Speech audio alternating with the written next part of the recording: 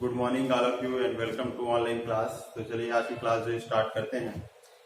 तो कल हम लोग जो देख रहे थे प्रकाश का अपवर्तन, ठीक है। तो अपवर्तन के बारे में देख लिए थे, अपवर्तन के नियम है ना, ये भी बता दिया था मैं। तो अपवर्तन का जो फर्स्ट नियम होता है आपतित किरण, अभिलंब, अपवर्तित किरण, ये एक ही तल में जो है स्थित होते हैं। ये आपतित किरण है, ये अपवर्तित किरण है और ये अभिलंब, तीनों जो है एक ही तल में जो है स्थित होते हैं। ये आपका पहला नियम है। दूसरा नियम क्या है?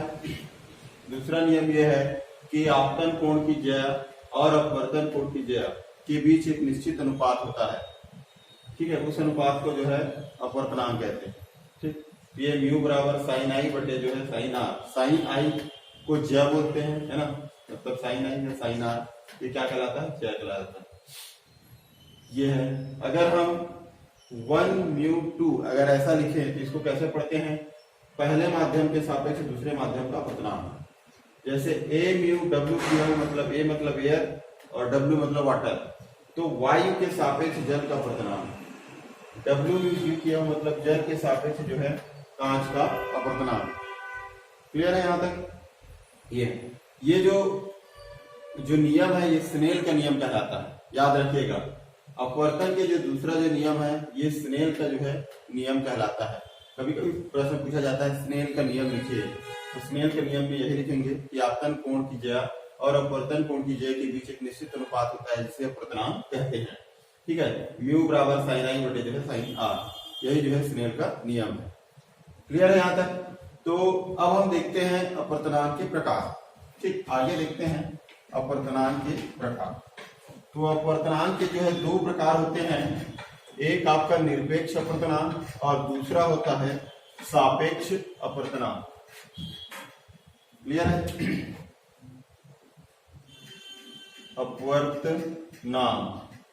अपवर्तनांक आपका रिफ्रैक्टिव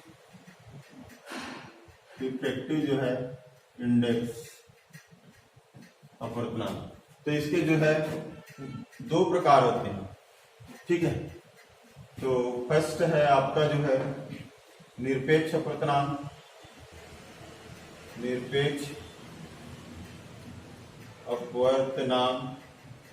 अपवर्तनांक मतलब होता है आपका एब्सोल्यूट जो है रिफ्रैक्टिव इंडेक्स। एब्सोल्यूट जो है रिफ्रैक्टिव आपका जो है इंडेक्स, निरपेक्ष अपवर्तनांक कहते हैं। क्लियर है? तो निरपेक्ष अपवर्तनांक क्या होता है?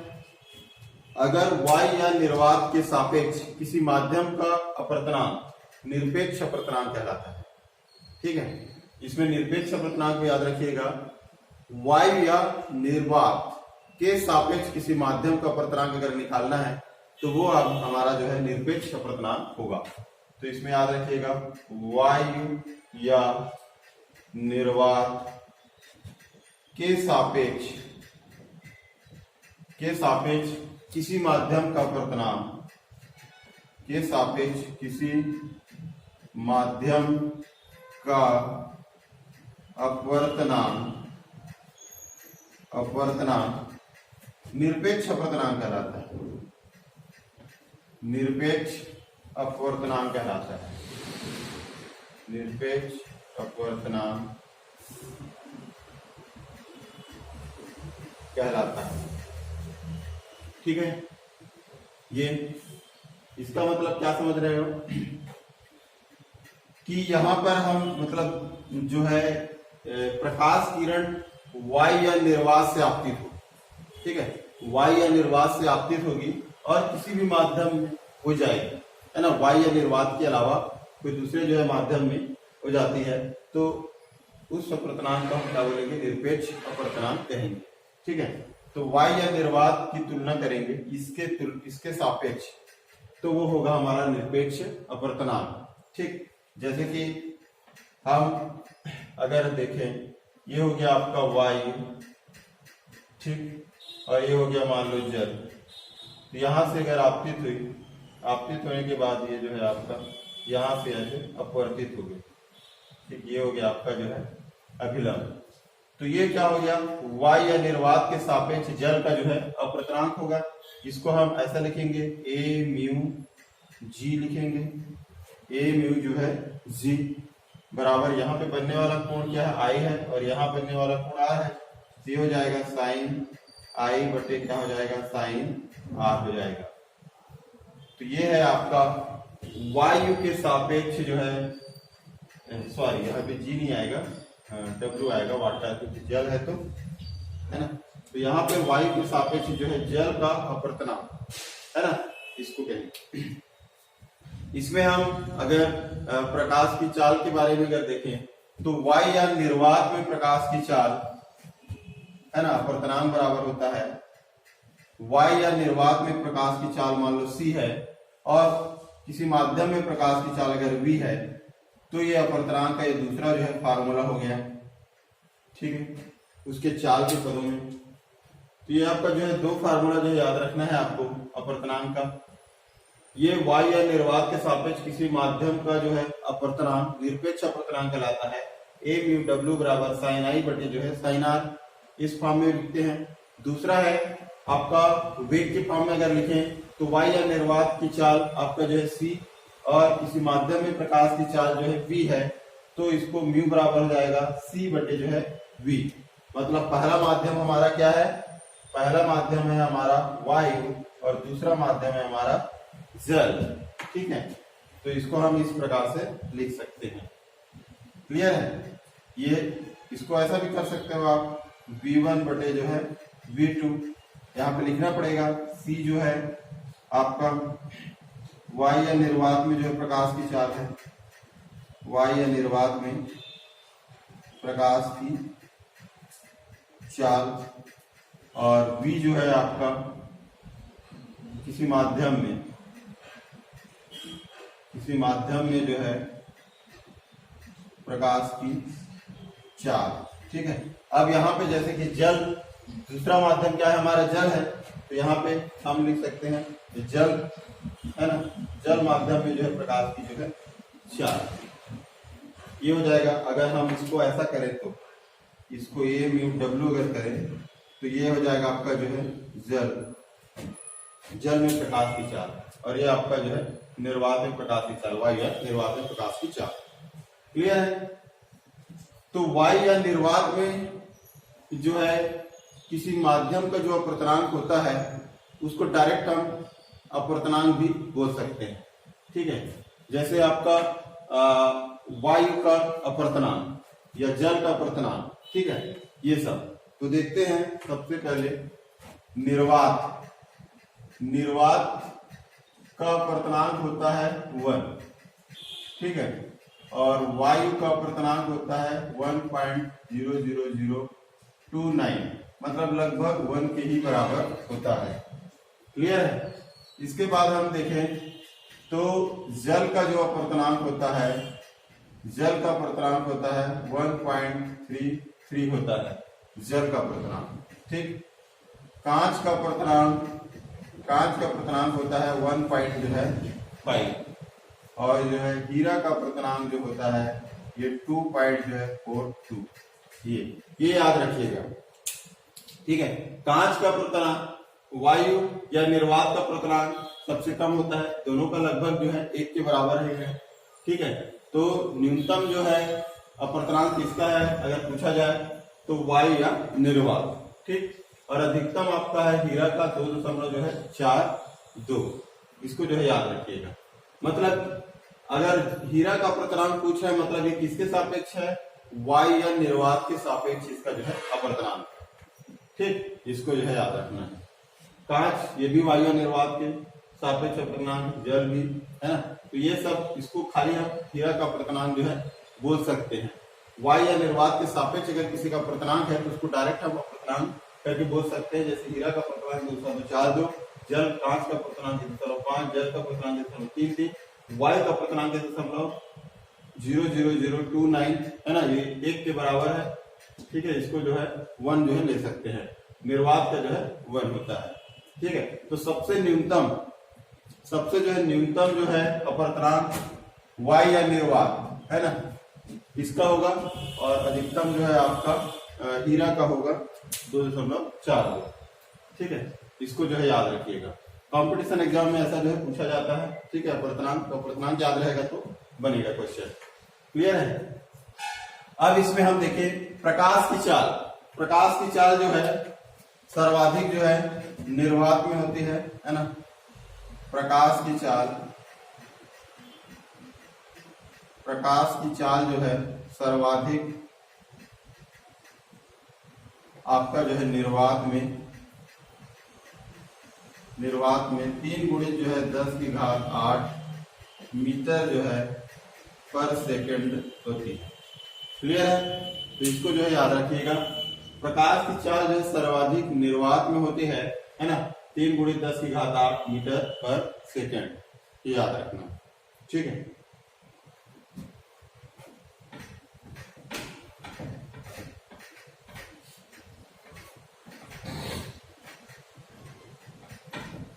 इसमें एक चीज याद रखिएगा, अपर्तनांक हम लोग देखें क्या, न्यूनतम अपर्तनांक कितना है, 1 है और अधिकतम 2.42।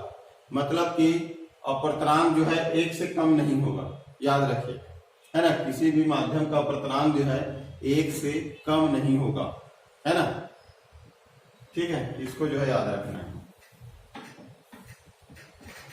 तो न्यूनतम अपर्तनांक जो है 1 है और अधिकतम अपर्तनांक जो है 2.4 जो है, इसको याद रखिएगा।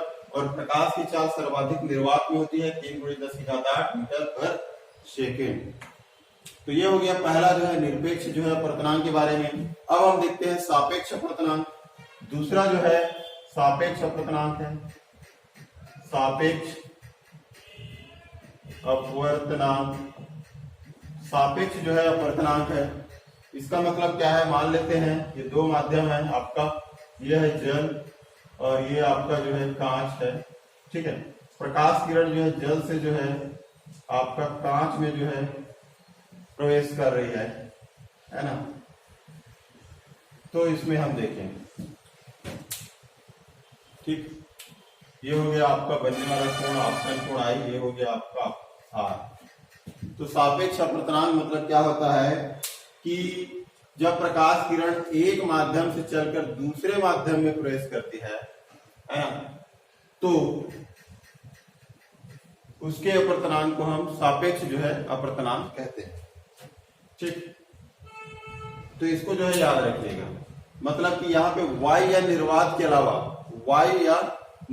के अलावा कोई दूसरा जो माध्यम है ना, तो किसी दूसरे माध्यम से, है ना, मतलब एक माध्यम से दूसरे माध्यम में जब प्रवेश करते हैं, ठीक, तो उसका जो अपर्तनांक होगा उसको हम क्या बोलेंगे, सापेक्ष अपर्तनांक। यहाँ पे जल के सापेक्ष कांच का अपर्तनांक, है ना, ये इसको हम पढ़ेंगे ऐसा। इसको कैसे पढ़ेंगे, जल से कहा जा रहा है, कांच में जा रहा है, मतलब कि जल मतलब हो गया वाटर, कांच मतलब हो गया ग्लास, जी। तो इसको हम पढ़ेंगे W/μg, मतलब जल के सापेक्ष कांच का अपर्तनांक कितना हो जाएगा, साइन आई बटे क्या हो जाएगा, साइन आर हो जाएगा, ठीक है। ये इसको हम पढ़ेंगे जल के सापेक्ष कांच का अपर्तनांक, जल के सापेक्ष कांच का अपवर्तनांक। क्लियर है ये, ठीक। ये सापेक्ष अपर्तनांक है। वायु के सापेक्ष किसी माध्यम का अपर्तनांक को हम क्या बोलेंगे, निरपेक्ष अपर्तनांक बोलेंगे। वायु या निर्वात के अलावा अगर किसी दूसरे माध्यम के सापेक्ष किसी दूसरे माध्यम का अपर्तनांक निकालना है तो सापेक्ष अपर्तनांक कहलाता है, ठीक है। सापेक्ष अपर्तनांक रिलेटिव जो है, रिफ्रैक्टिव जो है इंडेक्स, ठीक। तो जल के सापेक्ष कांच का अपर्तनांक। अब अगर हम देखें, मान लेते हैं जल में जो है प्रकाश का वेग मान लो v1 है और कांच में जो है प्रकाश का वेग जो है v2 है। तो एक दूसरा फार्मूला है म्यू बराबर आपका v1 बटे क्या हो जाएगा, μ2, ठीक है। ये हो जाएगा, है ना, W बटे जो है G।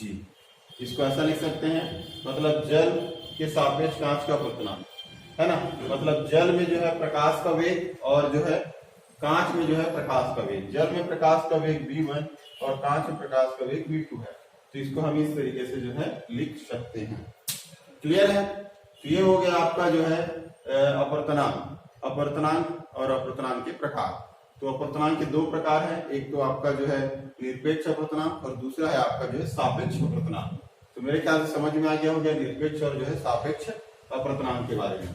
ठीक है, अब हम देखते हैं कि अपवर्तनांक की जो है निर्भरता है ना, अपवर्तनांक जो है किन किन बातों पर जो है निर्भर है, इसको देखते हैं। ठीक है, स्क्रीनशॉट ले लीजिए इसका, फिर जो है आगे मैं बताता हूं। हो गया, आगे चले।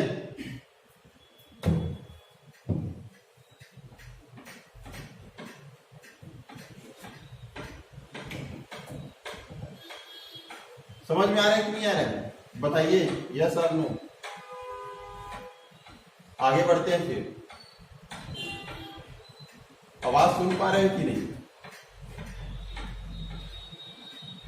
सुन पा रहे हो ना कोई भी?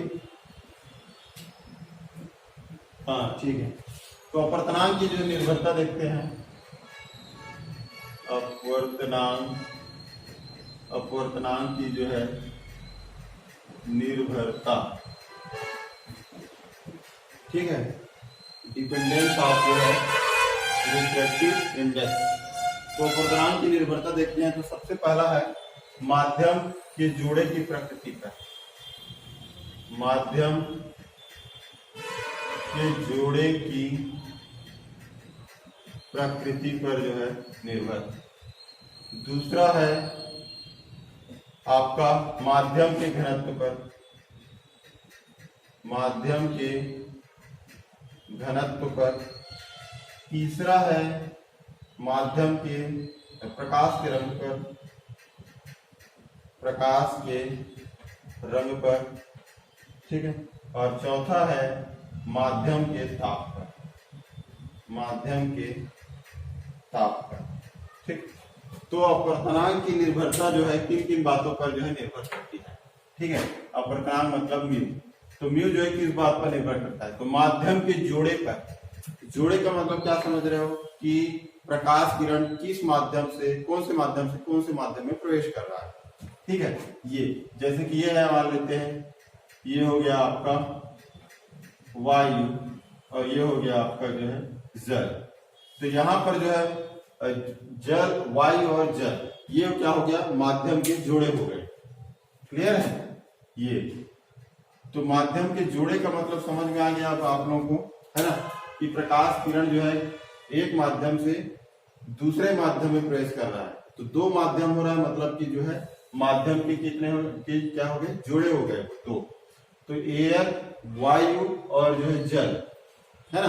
तो जब भी माध्यम के जोड़े की प्रकृति पर निर्भर करता है अपवर्तनांक, इसका मतलब यह है कि वायु या निर्वात के सापेक्ष हम किसी दूसरे माध्यम का अपवर्तनांक अगर देखें तो उसका अपवर्तनांक 1 से जो है अधिक होगा, ठीक है। माध्यम के जोड़े की जो है प्रकृति, है ना। तो वायु या निर्वात के सापेक्ष, वायु या निर्वात के सापेक्ष दूसरे माध्यम का अपवर्तनांक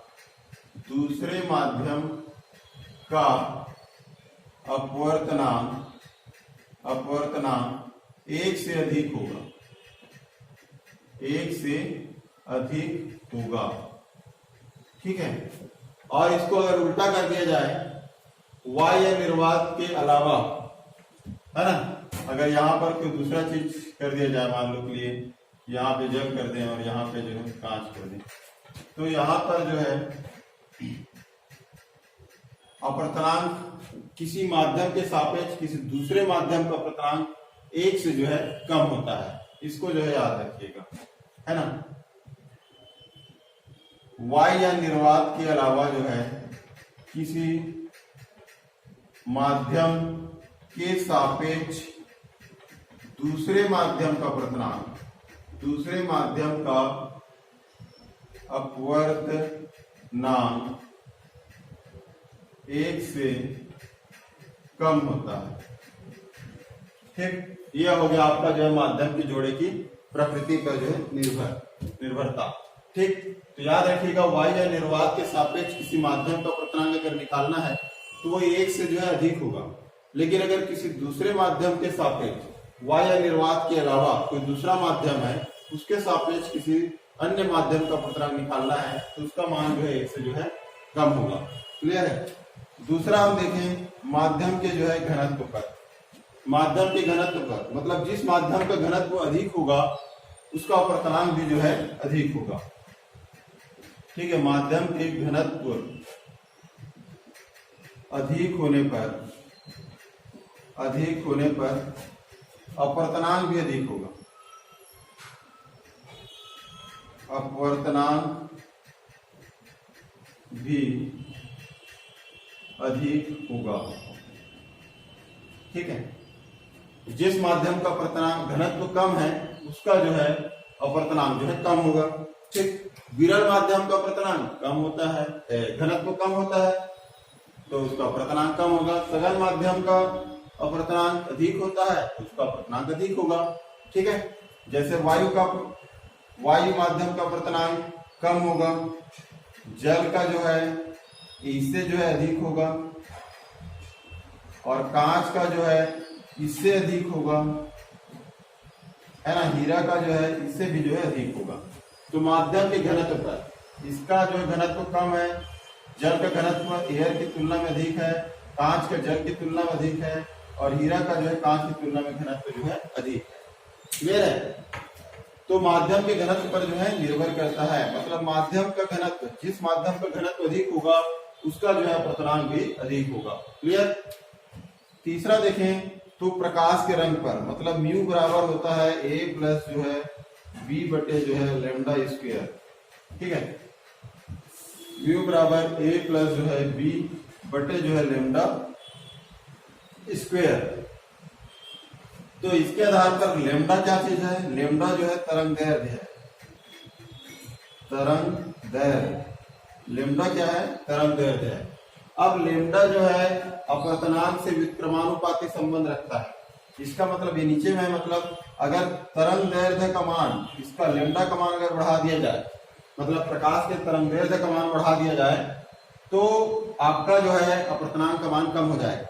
इसका मतलब क्या है, जिस रंग का जो है तरंगदैर्घ्य अधिक होगा उसका अपवर्तनांक क्या होगा, कम होगा, और जिस रंग का तरंगदैर्घ्य कम होगा उसके लिए अपवर्तनांक का मान क्या होगा, अधिक होगा। अब हम जानते हैं क्या जानते हैं भाई, ये हमारा जो है आपका ये 7 रंग है।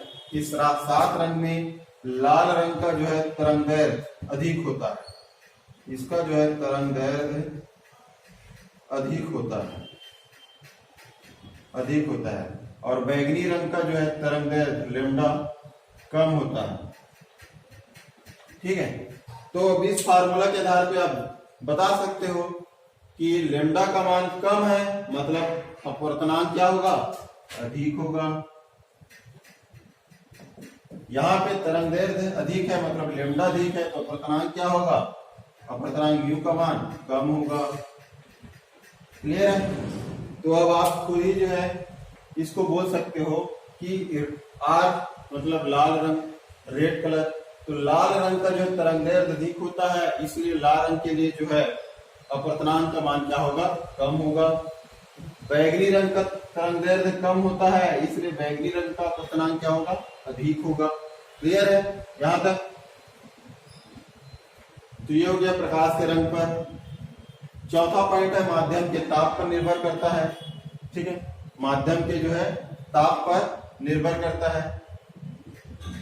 तो जिस माध्यम का ताप अधिक होगा उस माध्यम का अपवर्तनांक क्या होगा, कम होगा। ठीक है, माध्यम के ताप पर निर्भर करता है मतलब कि आपका जो है अपवर्तनांक जो है टेम्परेचर के व्युत्क्रमानुपाती होता है। ताप को बढ़ाएंगे तो अपवर्तनांक का मान क्या होगा, कम होगा। क्लियर है यहाँ तक। ठीक, ये अपवर्तनांक की जो है निर्भरता, डिपेंडेंस ऑफ जो है रिफ्रैक्टिव इंडेक्स। तो पहला माध्यम के जोड़े की प्रकृति पर, है ना, तो माध्यम के जोड़े की प्रकृति देख लो। वायु या निर्वात के सापेक्ष अगर किसी माध्यम का अपवर्तनांक निकालना है तो वो 1 से अधिक होगा, जबकि किसी दूसरे माध्यम के सापेक्ष दूसरे माध्यम का अपवर्तनांक निकालना है तो वो 1 से कम होगा। माध्यम के घनत्व पर, तो माध्यम के घनत्व, जिस माध्यम के घनत्व अधिक होगा उसका अपवर्तनांक भी अधिक होगा। प्रकाश के रंग पर, मतलब जिस रंग का तरंगदैर्ध्य अधिक होगा उसका अपवर्तनांक कम होगा, और जिस रंग का तरंगदैर्ध्य कम होगा उसका अपवर्तनांक जो है अधिक होगा।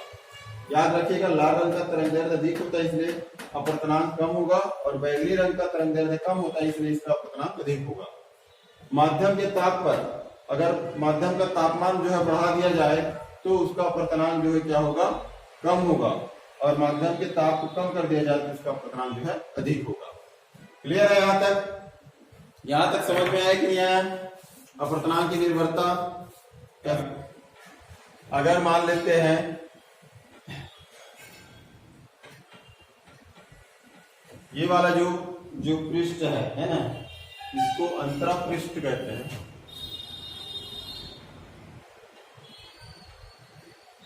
अंतरा पृष्ठ, पृथककारी जो पृष्ठ है उसको अंतरा पृष्ठ कहते हैं, है ना। और मान लेते हैं कि आपतित किरण जो है इस अंतरा जो है पृष्ठ के लंबवत अगर आपतित होती है ना। अगर आपतित किरण जो है अंतरा पृष्ठ के लंबवत अगर आपतित होती है तो वह जो है बिना विचलित हुए जो है उसी मार्ग में जो है आगे बढ़ जाती है। मतलब यहां पर जो है अपवर्तन कोण का मान 0 होता है। क्लियर है? यहां पर जो है अपवर्तन कोण का मान 0 होता है। याद रखिएगा, अगर कोई प्रकाश किरण जो है किसी दूसरे माध्यम में, अगर किसी दूसरे माध्यम में लंबवत जो है अगर आपतित होती है तो वह उसी माध्यम में जो है बिना विचलित हुए जो सीधे जो है निकल जाती है। मतलब अपवर्तन कोण का मान क्या होता है, 0 होता है। याद रखिएगा, है ना। अंतरा पृष्ठ, मान लो कोई प्रकाश किरण किसी जो अंतरा पृष्ठ के लंबवत अगर आपतित हो रही है तो वह बिना विचलित हुए जो है सीधे चली जाती है। मतलब अपवर्तन कोण का मान क्या होता है, 0 होता है। क्लियर है ना? अभी तक हम लोग देखे थे, क्या देखे थे कि अगर एक माध्यम में प्रकाश किरण जब आपतित हो रही है तो वह विलंब की ओर झुक जा रही है, ठीक है। या ये तो विरल से सघन में, या फिर सघन से जो है विरल में अगर है तो ये अविलंब से जो है दूर हट जा रही है। इस प्रकार से हम लोग देखे थे। लेकिन यहाँ पे इस कंडीशन में क्या हो रहा है, वैसा कुछ भी नहीं हो रहा है, ठीक।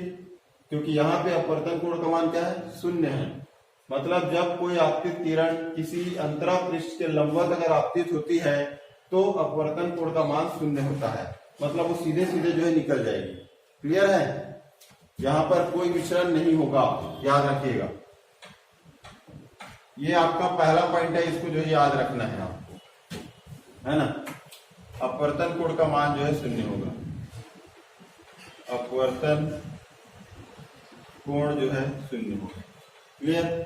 दूसरा चीज देखते हैं कि जब कोई प्रकाश किरण एक माध्यम से जब दूसरे माध्यम में प्रवेश करती है तो क्या होता है। जब प्रकाश किरण जो है एक माध्यम से दूसरे जो है माध्यम में प्रवेश करती है तो क्या होता है। तो जब प्रकाश किरण जो है एक माध्यम से दूसरे माध्यम में प्रवेश करती है तो याद रखना है प्रकाश की जो है आवृत्ति जो है उसकी जो है आवृत्ति नियत होती है। आवृत्ति जो है नियत होती है, ये कांस्टेंट होती है। आवृत्ति जो है नियत होती है, चेंज नहीं होती आवृत्ति, ठीक है। लेकिन जो है प्रकाश का जो वेग है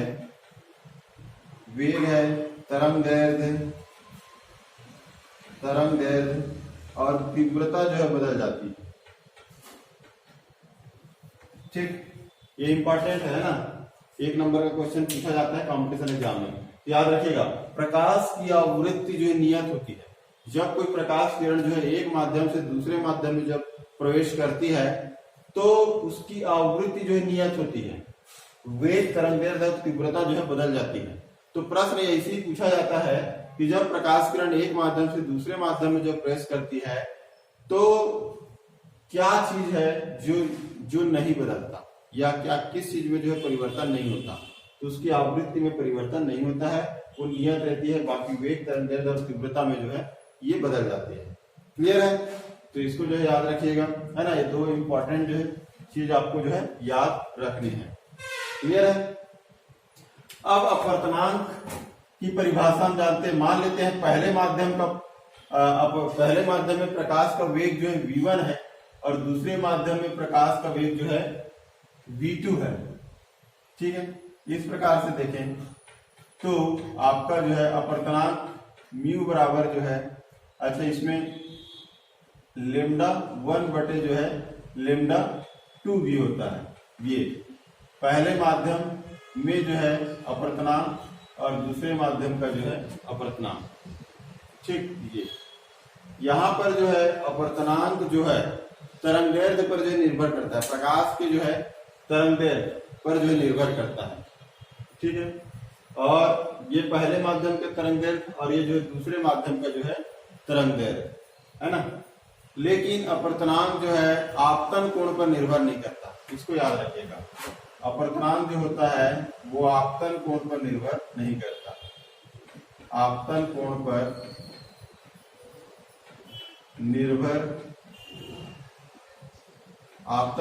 जो है निर्भर नहीं करता। ठीक है, तो इसको जो है आपको याद रखना। इसके बाद इसमें देखें एक आपका जो है अपवर्तनांक फार्मूला होता है a प्लस जो है b बटे लेमडा स्क्वायर प्लस c बटे जो है लेमडा जो है की घात 4 प्लस डेज। इसको कहते हैं कॉची का जो है प्रमेय, याद रखिएगा, है ना। कॉची का जो है प्रमेय, ये म्यू बराबर होता है a प्लस बी बटे लेमडा स्क्वायर प्लस c बटे लेमडा की घात जो है 4 प्लस डेस आगे और बढ़ेगा। इसको बोलते हैं कॉची का जो है प्रमेय। ये जो है याद रखिएगा, है ना। एक एक नंबर का जो है क्वेश्चन इस तरीके से जो है पूछा जा सकता है आपको। क्लियर है, तो आगे बढ़ते हैं हम। चलिए स्क्रीनशॉट लेना है तो ले लीजिए, है ना, फिर मैं आगे बढ़ता हूं। तो समझ में आ रहा है कि नहीं? टाइम कितना बचा है?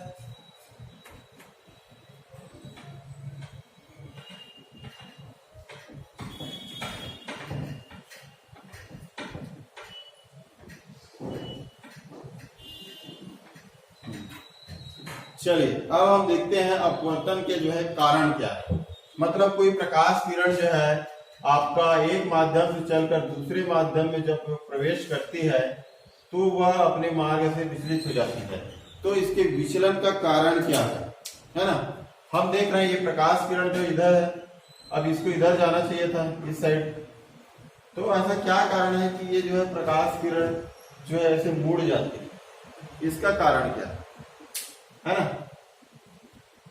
जबकि इसको तो सीधे सीधे जो जाना चाहिए।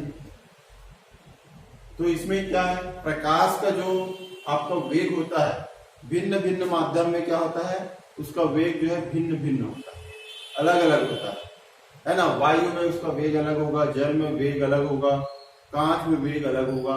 क्लियर है, एक तो ये भी कारण है। लेकिन वेग के अलग होने से इसके विचलन का क्या संबंध है ना।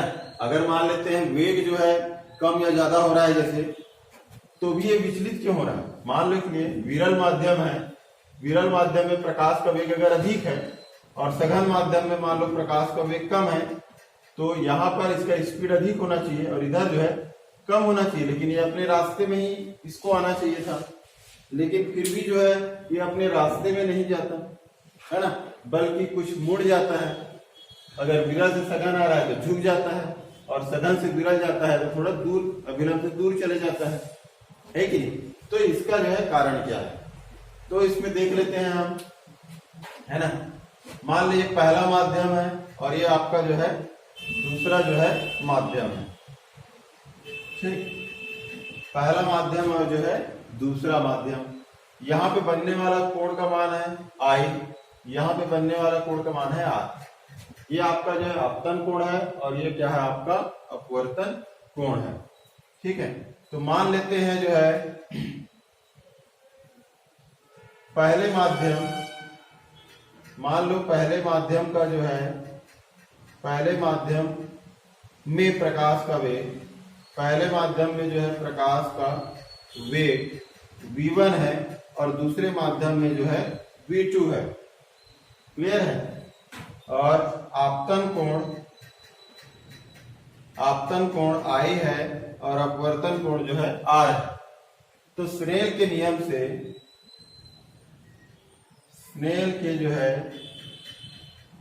से क्या होता है भाई, म्यू बराबर होता है साइन I बटे साइन R होता है। म्यू बराबर यही होता है साइन I बटे जो है साइन R, पहले माध्यम के सापेक्ष दूसरे माध्यम का अपवर्तनांक। ठीक है, ये मान लो पहला समीकरण। एक और जो फार्मूला होता है μ12 बराबर है ना, इसके जो प्रकाश का वेग आपका पहले माध्यम में क्या है V1 है और दूसरे माध्यम में क्या है V2 है।